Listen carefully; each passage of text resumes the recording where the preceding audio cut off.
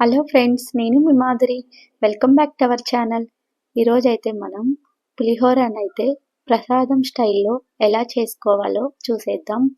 అసలు మనకు ప్రసాదం అయితే ఏ టేస్ట్‌లో ఉంటుందో అలాగే ఉంటుంది. చాలా సింపుల్‌గా తక్కువ ఇంగ్రీడియెంట్స్ తోటైతే మనం ఈ ప్రసాదాన్నైతే చేసుకోవచ్చనమాట.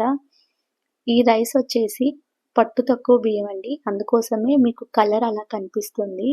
ఇలా మనం ఫస్ట్ అయితే రైస్‌ని కుక్ చేసుకున్న తర్వాత ఒక గిన్నెలోకి ఇలా వెడల్పుగా ఉన్న ఒక బేషన్‌లోకి తీసుకుంటే రైస్ అనేది మనకు చక్కగా ఆరుతుంది.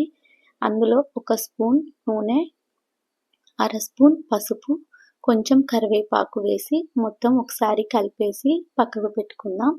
నెక్స్ట్ ఇందులో పొడి కోసం వచ్చేసి ఈ పులిహోరలో మనం ఈ పొడి వేస్తేనే ఆ టేస్ట్ అనేది ప్రసాదం లాగా వస్తుంది. సూపర్‌గా ఉంటుంది.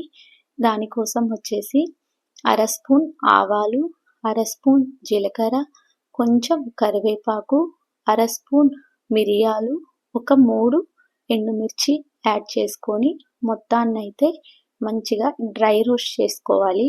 అలా అయిపోయిన తర్వాత ఒక మిక్సీ జార్‌లోకి తీసుకొని మొత్తం చల్లారే వరకు పక్కకు పెట్టుకుందాం.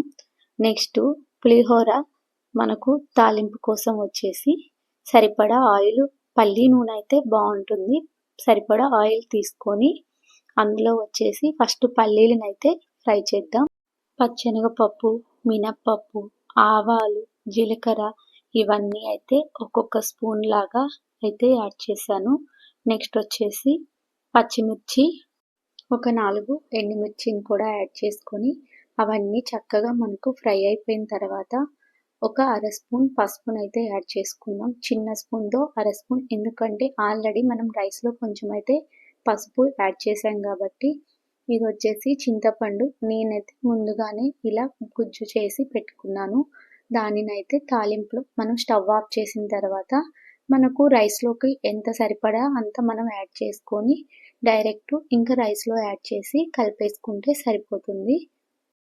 నెక్స్ట్ అలాగే మనం మెంతులు, ఆవాలు, జీలకర్ర ఇవన్నీ ఫ్రై చేసి పక్కన పెట్టుకున్న పొడి ఉంది కదా, అవి చల్లారిన తర్వాత గ్రైండ్ చేసి పెట్టుకున్న పొడిని కూడా యాడ్ చేసుకొని ఒకసారి మొత్తం కలిపేసి మన తాలింపుని కూడా యాడ్ చేసుకుందాం. ఇలా ఒకసారి మొత్తాన్ని కలిపేసి ఒకసారి మనం సాల్టు, పులుపు చెక్ చేసుకొని దాన్ని బట్టి సరిపోకపోతే కొంచెం మనం సాల్ట్ కానీ పులుపు కానీ యాడ్ చేసుకోవచ్చు. ఇంకెందుకు లేట్ అండి, మీకు కూడా నచ్చితే మీరు కూడా ఒకసారి ఈ ప్రసాదం స్టైల్ పులిహోరని ట్రై చేయండి. అలాగే మీకు ఎలా వచ్చిందో కూడా నాకైతే కామెంట్ చేయండి. మీకు కానీ వీడియో లైక్ చేయండి, షేర్ చేయండి, సబ్స్క్రైబ్ చేయండి. ఇంకో మంచి వీడియోతో మళ్ళీ కలుద్దాం.